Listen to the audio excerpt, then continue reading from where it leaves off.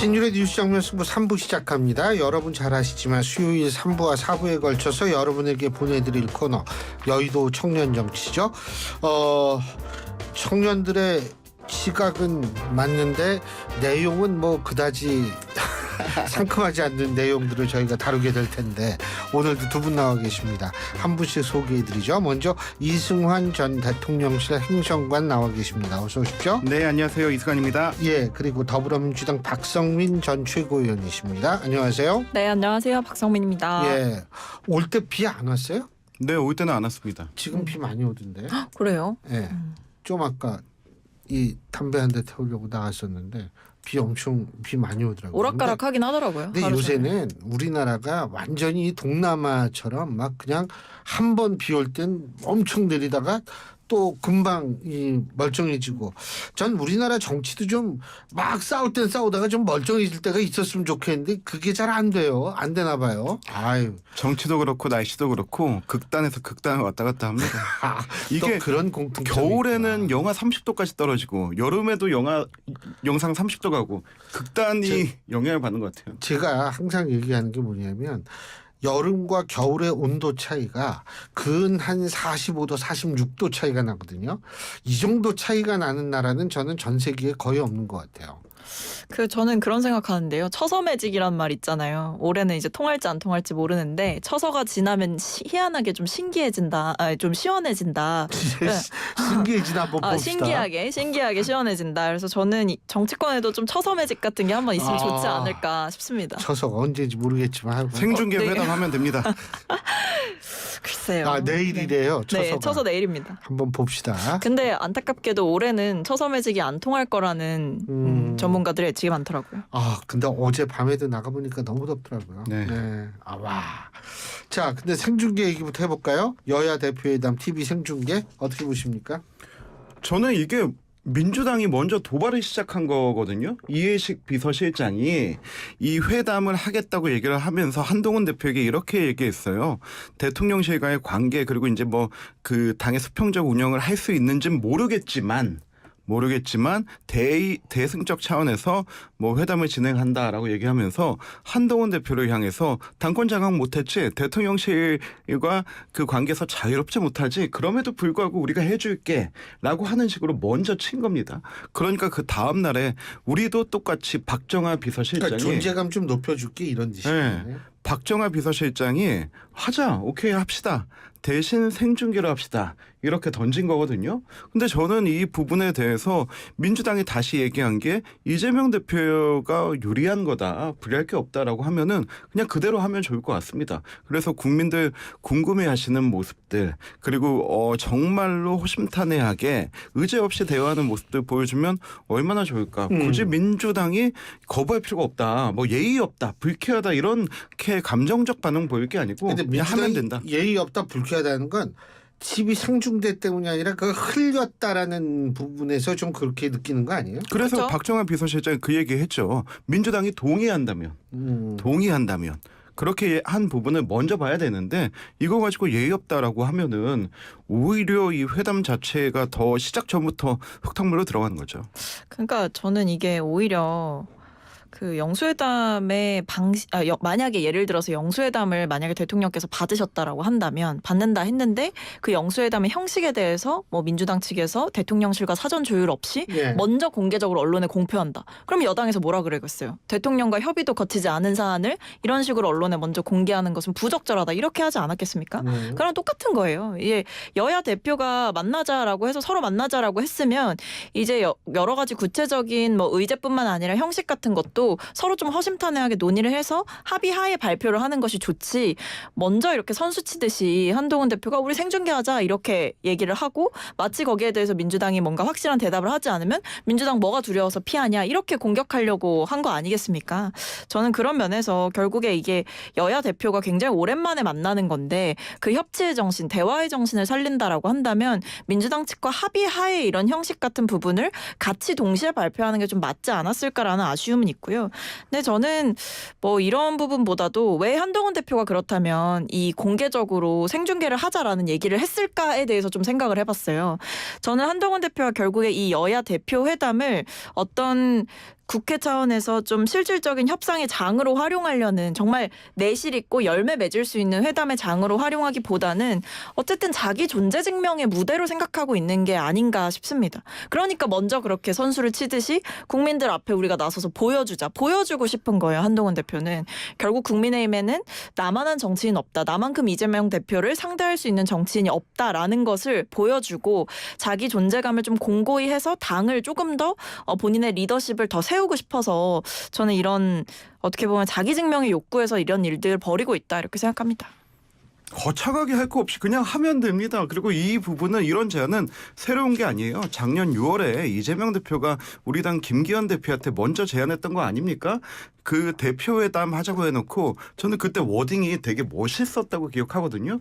뭐 거창하게 할 필요 있냐. 로텐더홀에 의자 하나 테이블 하나 놓고 민생에 대해서 허심탄회하게 얘기하자. 국민의힘은 앞에서 하자 그러고 뒤에 가면 발목 잡는 모습 보이는데 그런 거 없이 국민들 다 보는 데서 만인이 보는 앞에서 하자라고 이재명 대표가 먼저 제안했던 겁니다. 그리고 1년이 지났고 1년 사이에 또 한동훈 대표 뭐 회담하자라고 제안한 게 벌써 두 번째예요. 지난번에 박찬대 원내대표가 뭐 회계사 출신인 박찬대 원내대표와 한동훈 대표가 금투세 가지고 토론하는 거 어떠냐라고 했을 때 한동훈 대표 오케이 당장이라도 하자라고 했는데 민주당 그때도 한번 런하지 않았습니까? 그런데 이번에도 먼저 도발은 이해식 비서실장이 먼저 했습니다. 까미 안 되지만 우리가 해줄게라는 식으로 해서 오케이 좋습니다. 끝까지 그 다 생중계로 합시다. 민주당이 동의한다면 이라고 얘기했는데 이 부분에 대해서 또 발 빼는 모습을 보여준다면 오히려 지금 제2기 리더십을 시작하는 이재명 대표의 리더십에 더 뭐 문제가 되지 않을까요? 근데 아마 그 형식에 대해서는 민주당도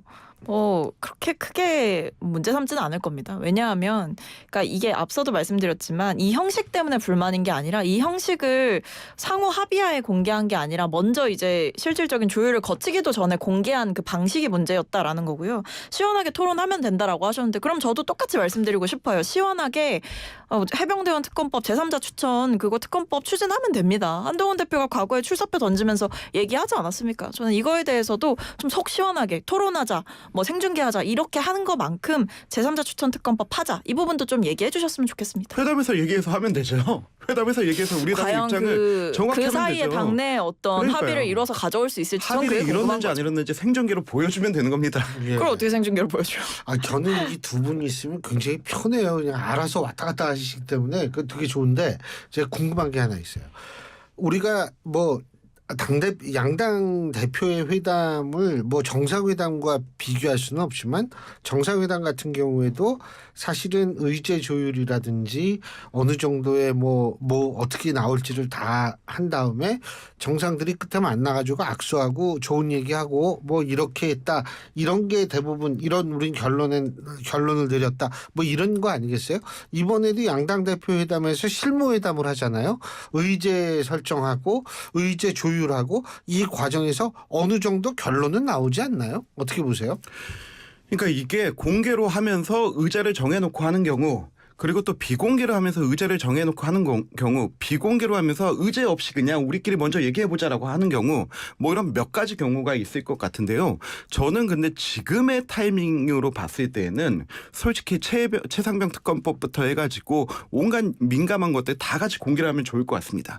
그런데 지금의 타이밍에는 오늘 전세사기 특별법 처리한 것처럼 정말로 민생 관련해서 해결해야 되는 부분들 이런 부분들 가지고 먼저 의논하자라고 그 의제는 자유롭게 해야 돼. 우선순위는 좀 뒀으면 좋을 것 같아요. 왜 그러냐면 지금 이렇게 8월 말 들어서 이 회담을 하고 나면은 9월에 이제 추석 일정 금방 지나가고 10월부터 정기국회 시작됩니다. 저는 이번 정기국회와 국정감사가 그 어느 때보다 치열하고 또 이때 되면은 이재명 대표의 그 1심 판결도 나오기 때문에 정말 전국의 혼란의 도가니로 갈 것 같거든요. 그러니까 이번만큼은 그 전기세 지원이라든지 뭐 민생 문제라든지 이것 좀 우선순위를 두고 하자라고 하는 그 정도 의제는 좀 둬야 될 것 같습니다.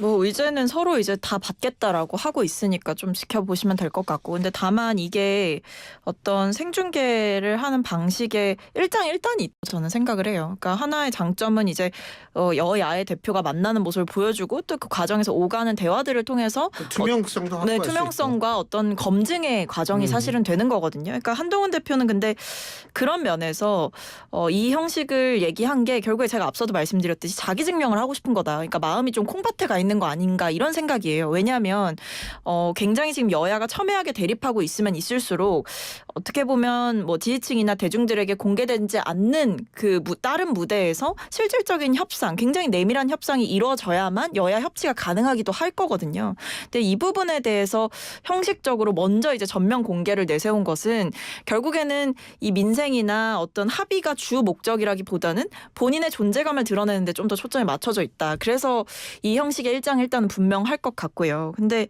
결국에는 지금 제가 봤을 때 이대로 만약에 생중계를 하게 되면 최혜병 특검법에 대한 이 한동훈 대표의 구체적인 액션도 없는 상황에서 그것을 만약에 의제로 다룬다고 생각해 보시면 어떨까요?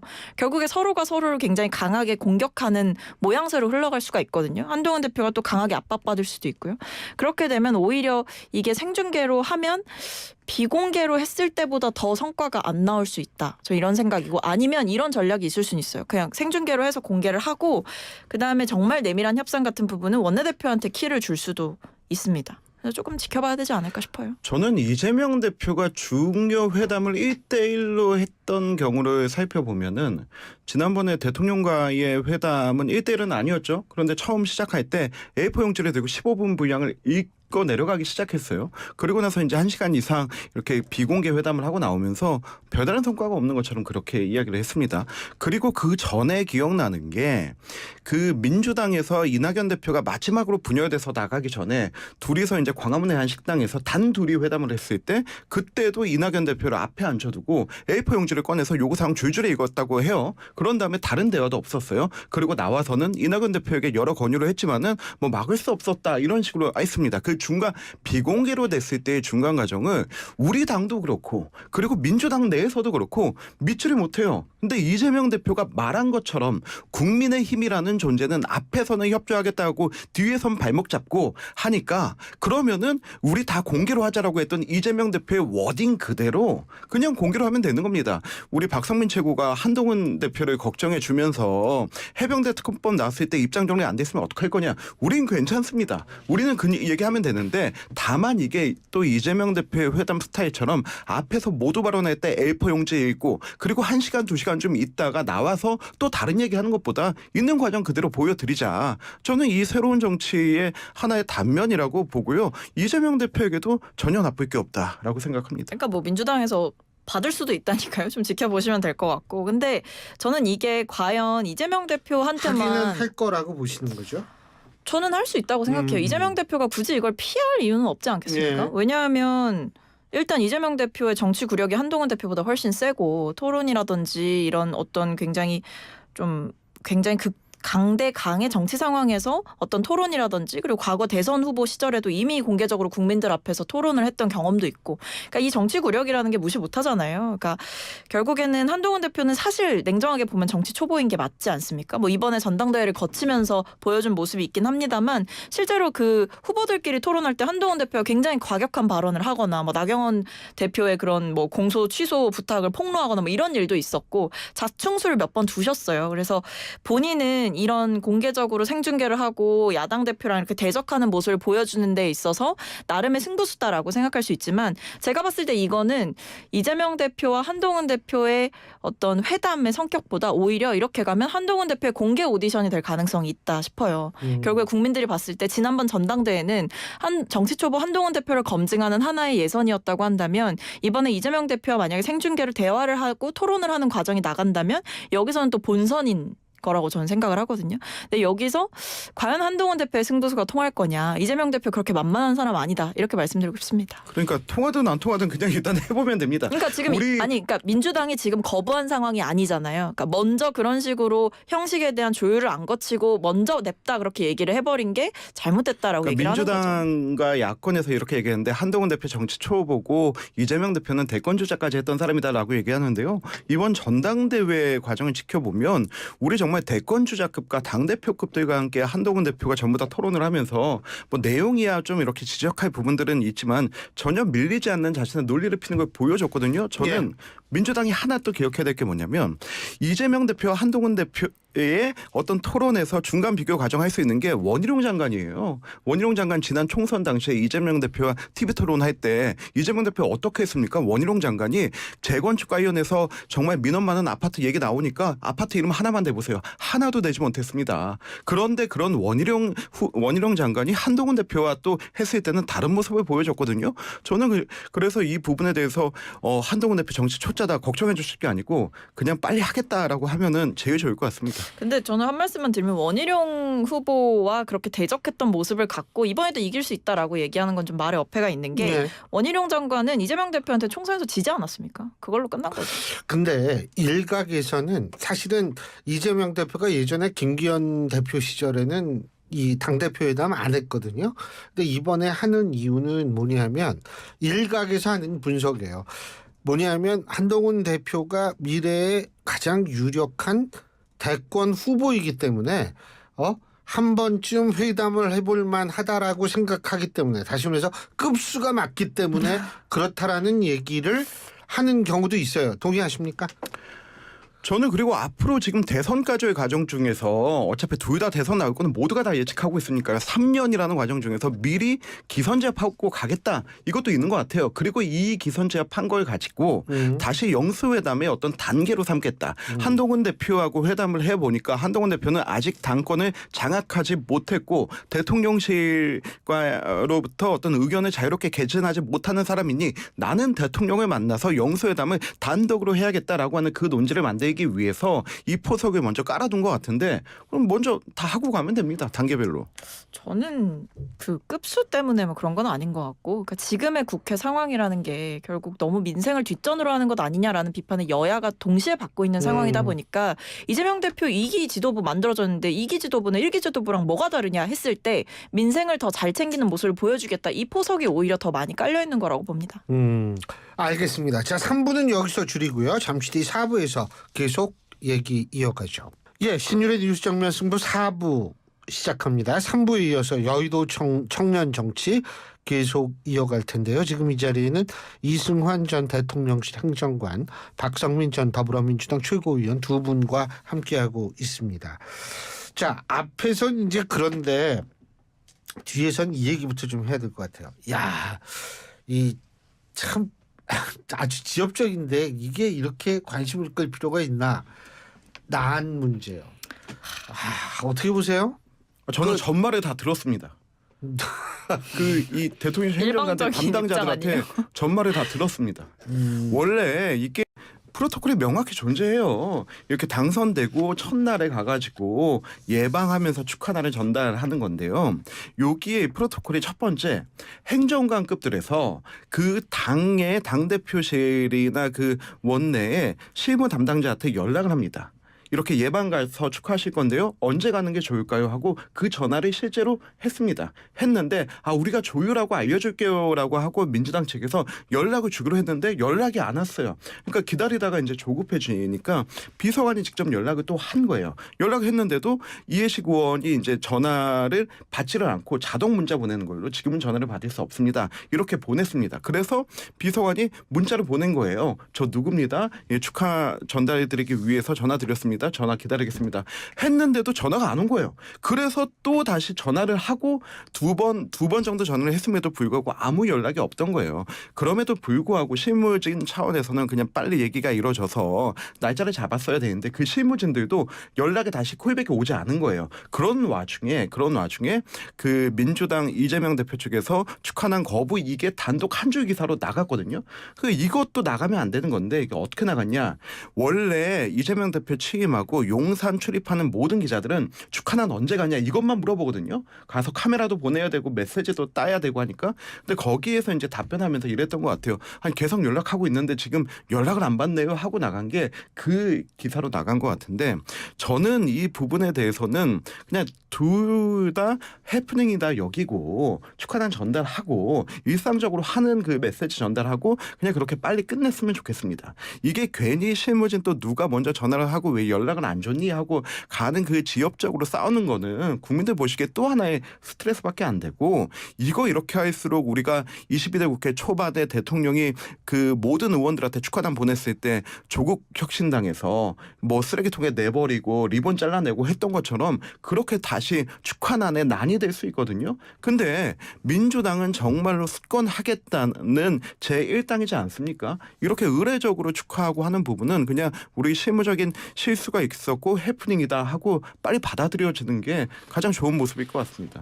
뭐 요새 뭐 꼭 난이 아니더라도 막 선인장도 보내고 그러더라고요. 예, 이 새로운 이제 관습이 하나 생길 것 같은데. 예, 말씀하세요. 근데 저는 이거 너무 지엽적이고요. 일단 이거를 일단 뉴스화 시킨 대통령실의 그 속 좁음에 저는 좀 감탄스러울 따름입니다. 왜냐하면 뭐 그게 아무도 말 안 해줬는데 기사가 됐겠습니까? 대통령실에서 볼멘 소리로 기자들한테 뭐 연락이 안 된다 이렇게 하니까 이제 민주당 측에서 난 안 받는다는 식으로 기사가 나간 거 아니에요. 저는 그래서 아닌데 연락이 안 닿을 수 있죠. 뭐 전당대회 끝나고 바쁘고. 근데 이제 대통령실은 부담이 되죠. 아니 근데 이 제1야당 아니 안 대표가 받는다는 게 됐는데, 아니잖아요. 예. 안 받는다는 게 아니고 연락이 안 닿거나 답장이 좀 미뤄지거나 콜백이 좀 늦어지거나 했을 뿐인데 그리고 지금 민주당 측 입장에서 보면 정무수석 방문 일정 조율 중이었다 이렇게 얘기를 하지 않습니까?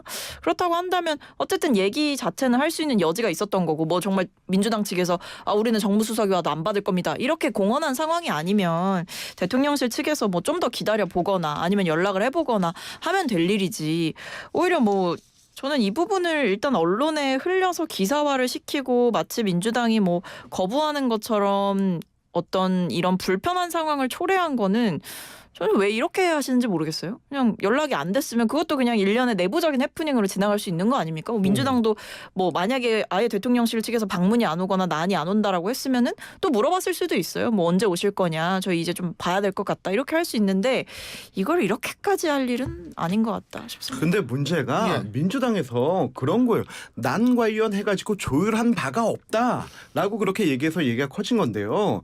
원래 예방 갈 때 난 가지고 가는 거죠. 그 일정은 조율하고 있는데 수석이 예방하는 일정은 조율하고 있는데 난 얘기는 하지 않았다라고 하는 게 더 코미디가 되는 겁니다. 그래서 이거는 그냥 빨리 해프닝이다 하고 접고 받으면 됩니다. 알겠습니다. 자, 근데 뭐 대통령실에서 반박까지 하고 이러니까 뉴스가 커지는 거죠. 그리고 이제 또 한 가지. 그 요번에 전당대회에서 저도 사실 지난 일요일 날 깜짝 놀랐어요. 정봉주 후보가 낙선을 했어요. 어떻게 보세요?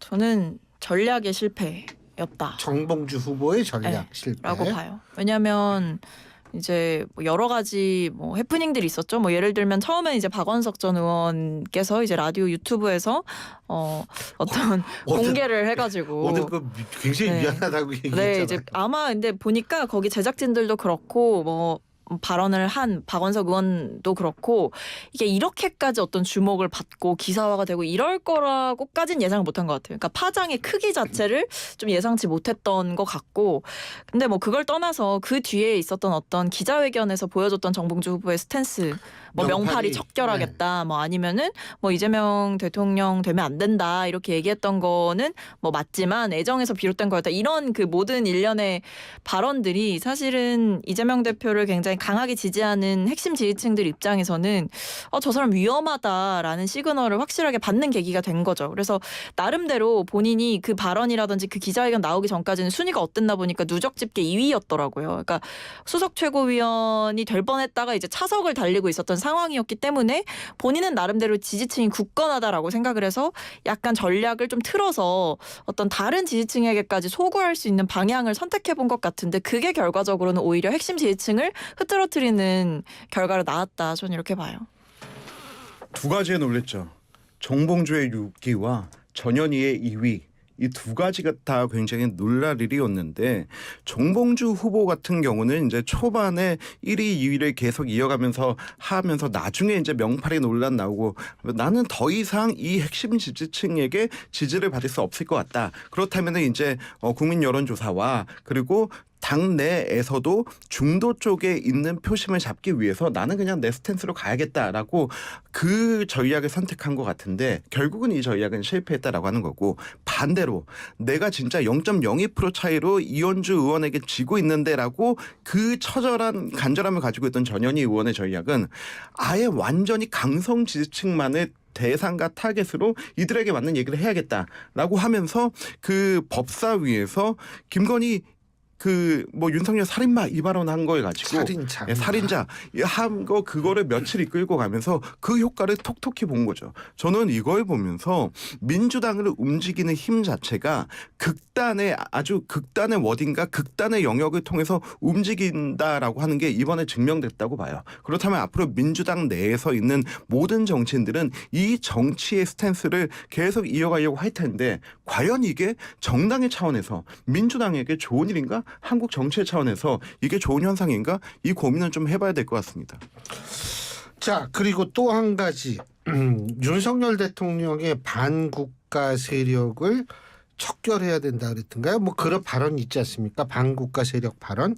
이거를 민주당이 상당히 좀 눈여겨보고 있는 것 같고, 근데 이제 또 민주당 쪽에서는 일부는 이번에 국방장관 인선과 이런 인선을 보면서 소위 말해서 이게 탄핵과 계엄령 이런 단어까지 나왔습니다. 어떻게 보십니까?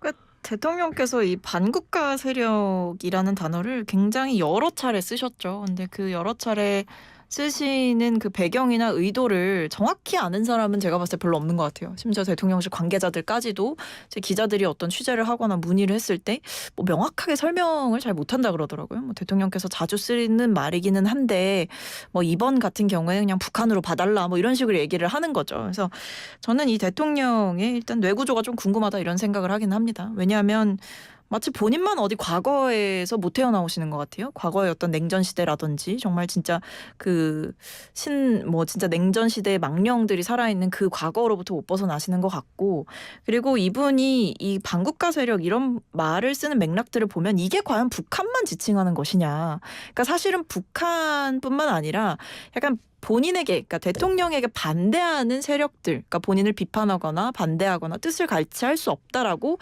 생각하는 국내의 정치 세력들까지도 싸잡아서 이렇게 적대적인, 분열적인 언어로 대하고 있는 게 아닌가라는 생각이 드는 게, 과거에 뭐라 그랬냐면 이 반국가 세력과는 협치할 수 없다 이런 발언을 하셨어요. 근데 북한이랑 협치할 건 아니잖아요. 그렇다고 한다면 이 반국가 세력이라는 게 과연 북한에 국한돼서 쓰이는 말이냐. 대통령의 머릿속에는 내가 곧 국가인데 나를 반대하는 세력들, 나에게 힘을 모아주지 않는 세력들은 다 반국가 세력이다.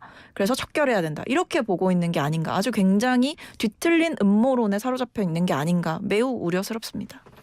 대통령의 이 발언은 을지훈련을 시작하면서 나왔습니다. 을지훈련 이번에 항상 가장 강도 깊은 훈련으로 진행하지만 이번은 더 그렇습니다. 북한의 핵공격을 가상으로 대비한 훈련이기 때문에 대통령은 조금 더 결연할 수밖에 없다는 걸, 그래서 그런 맥락에서 나왔다는 걸 한번 봐야 될 것 같고요. 또 하나, 대통령이 반국가 세력이라고 했는데요. 저는 만약에 이 반국가 세력이 당연히 존재한다라는 전제는 모두가 가지고 있어야 된다고 합니다. 만약 대통령이 반정부 세력과 싸워야 된다라고 했다면 저도 의아하고 이런 표현을 쓰시면 안 된다고 했을 겁니다. 하지만 정부에 반하는 세력이 아니고 국가에 반하는 세력에 대해서는 우리가 철저히 대비를 해야 되는 게 맞는 거죠. 가까이는 어떤 일이 있었습니까? 우리 군 정보사에서 모든 블랙 요원들의 신상이 다 털리지 않았습니까? 이 사람들의 휴멘트까지 다 털렸습니다. 이 사람들의 휴멘트 연변에 있는 조선족도 있을 수 있고 북한에 있는 당사자도 있을 수 있는데요. 지금 전문가들 얘기 들어보면요. 이 명단 나감으로 인해서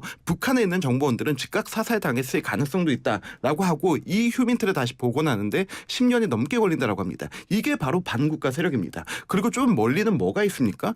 정당 해상 명령받은 이석기의 아로 조직 있지 않습니까? 이게 반국가 세력인 거죠. 그리고 또 하나, 저는 우리가 반국가 세력으로 규정하고 있는 북한의 일원이라는 사람들이 반국가 세력이라고 보는데, 저는 쌍방울의 대북송금도 마찬가지라고 생각합니다. 북한에 100억 넘는 돈을 전달하고, 얼마 전에 김정은의 전용 열차에서 또 몇 억대 명품 세단이 발견되지 않았습니까? 무슨 돈으로 샀겠습니까? 이러한 세력 자체를 반국가 세력이라고 하는 겁니다. 대통령이 반국가 세력이 아니고 반정부 세력에 대해서 우리가 싸우자라고 했으면 저도 의아했을 것이고 이런 표현은 안 된다고 했을 겁니다. 하지만 반국가 세력이라고 했기 때문에 이런 세력은 분명히 존재하고 우리가 지금 실제로 보고 있기 때문에 경각심은 가져야 되는데 이거 가지고 계엄이다, 차지철이다 이런 얘기가 나오는 오히려 야권이 국론을 분열시키려고 하는 거죠. 근데 저는 예. 그러니까 이런 거예요. 그 이승환 행정관께서 언급하신 그런 사례들은 처벌을 받거나 수사를 해서 처벌을 받거나 뭐 감옥에 가거나 그렇게 하면 됩니다. 그리고 실제로 뭐 수사도 이루어지고 있고 처벌이 이루어진 사례도 있고요.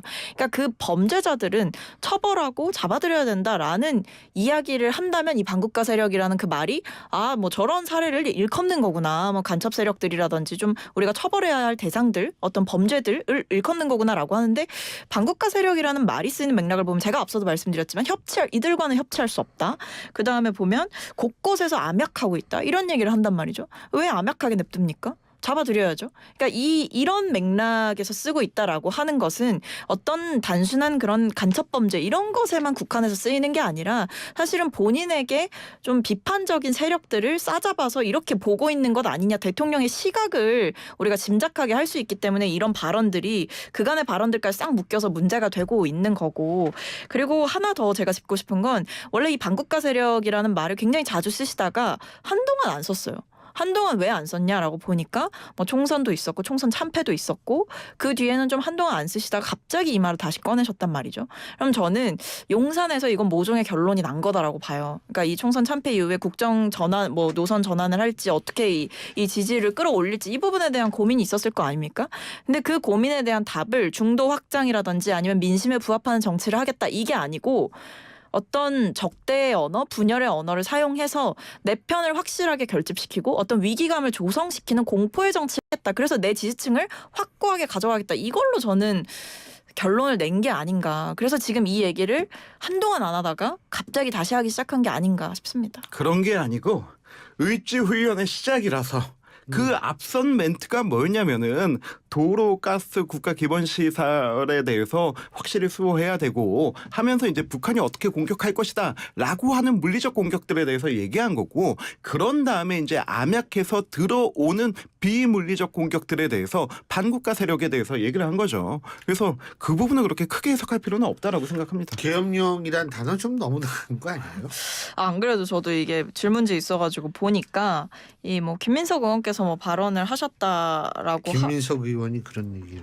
네, 김민석 의원이 그런 얘기를 하셨다라고 하는데 이게 이제 뭐 본인이 과거에 뭐 추미애 당대표 시절에도 제보를 받아서 뭐 얘기를 했었다 이렇게 얘기를 하시는데 그러니까 어쨌든 지금 민주당의 입장에서는 뭐 계엄령이라든지 뭐 이런 표현들뿐만 아니라 그러니까 전반적으로 보면 이 반국가 세력이라는 단어를 차용하고 있는 이 대통령의 이 사고방식 자체가 결국 내가 곧 국가고 나에게 반대하는 목소리를 내는 사람들과는 절대 타협하거나 대화하거나 할 수 없다. 이렇게 보는 이 분열적인 시선을 지적을 하는 거고 아마 이게 그런 것도 있을 거예요. 최근에 이 김용현 그 경호실장을 국방부 장관으로 새롭게 임명했는데 경호처장을 새롭게 임명했잖아요.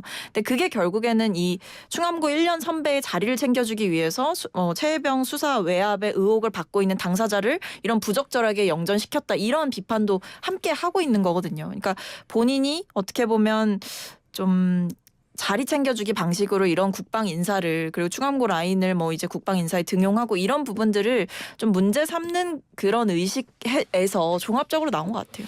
근데 그 대한민국 헌법 제55조 5항일 거예요. 제 기억으로는 55조 5항을 보면 국회에서 재적의원 과반 이상이 계엄령 해제를 요구하면 즉각 해제하게 되어 있습니다. 그러면 민주당 같은 경우에는 172석을 지금 보유하고 있기 때문에 뭐 이게 그럴 리도 없겠지만 만일 그런 일이 벌어진다 그래도 즉각적으로 본인들이 이걸 해제시킬 수가 있거든요. 그래서 요거는 조금 좀 현실성이 떨어지는 주장이다라는 그런 얘기들이 여기서 나오는 거죠. 그러니까 민주당의 이 상상력 자체가 너무 풍부한 건데 대통령이 반국가 세력이라는 단어를 쓴다. 그리고 자신의 뭐 고등학교 선배가 국방부 장관에 앉힌다. 그리고 그 고등학교 사람들이 370명의 군 장성들 중에서 4명이 있다. 그럼 계엄을 할 수도 있다라고 하는 이 상상력 자체가 정말 국민들을 피곤하게 합니다. 문재인 정부 때 뭐 했습니까? 그때 이명박 대통령 탄핵 시작됐을 때 뭐 국방부에서 개헌 문건이 뭐 논의된 적이 있다. 이거 하나만으로 이거 그 한 100명 넘는 수사단에서 몇 달 동안 조사했는데 결국은 아무것도 안 나왔어요. 그냥 그렇게 이 계엄이란 단어를 가지고 국민 위기감과 불안감만 조성할 뿐인 거죠. 이게 국정에 무슨 도움이 됩니까? 저는 그 민주당이 정쟁으로 활용하는 몇 가지 요소, 뭐 경제적인 것도 있고 뭐 다른 것도 있을 수 있는데 안보에 대해서만은 좀 그러지 않았으면 좋겠다 하는 바람이 있습니다. 그러니까 근데 이런 거죠. 그 계엄령 얘기까지 나오는 이유가 이제 뭐 김용현 실장이 이제 경호처장으로 있을 때 보면 입틀막 사건 이런 거 있었잖아요. 그러니까 대통령한테 별말 안 했고 그냥 대통령한테 좀 이렇게 쓴소리 했다라는 이유로 막 입 틀어막히고 끌려나가고 이런 일이 이제 우리 지금 이 민주주의 국가에서 일어났다라고 하는 거가 이제 그 정도로 과잉충성, 과잉경호를 했던 사람을 이 국방부 장관까지 앉혔다라고 하는 것은 조금이라도 어떻게 보면 대통령에게 정치적으로 반대의 목소리를 내거나 반대하는 세력들이 있을 때 군을 어떻게 움직일지 모르는 거 아니냐라는 어떤 굉장히 고정치적인 맥락에서 이야기를 하는 거죠. 제가 두 분이 이 코너를 굉장히 좋아하는 게 왜 그러냐면 뭐 예를 들면은 뭐 다 그런 건 아닌데 일부 우리가 하는 코너는 뭐냐면 제가 막 팩트 체크하다 보면 정신이 없어지는 경우도 있어요. 근데 그래도 두 분은 비교적 명확한 팩트를 가지고 말씀을 하시니까 제가 참 그 부분에 있어서는 역시 젊은이답다. 그래서 고맙다라는 말씀을 꼭 드리고 싶습니다. 오늘 두 분 말씀 여기까지 듣고 다음 주에 뵙죠. 고맙습니다. 감사합니다. 감사합니다. 예, 지금까지 이승환 전 대통령실 행정관, 더불어민주당 박성민 전 최고위원 두 분과 함께했습니다.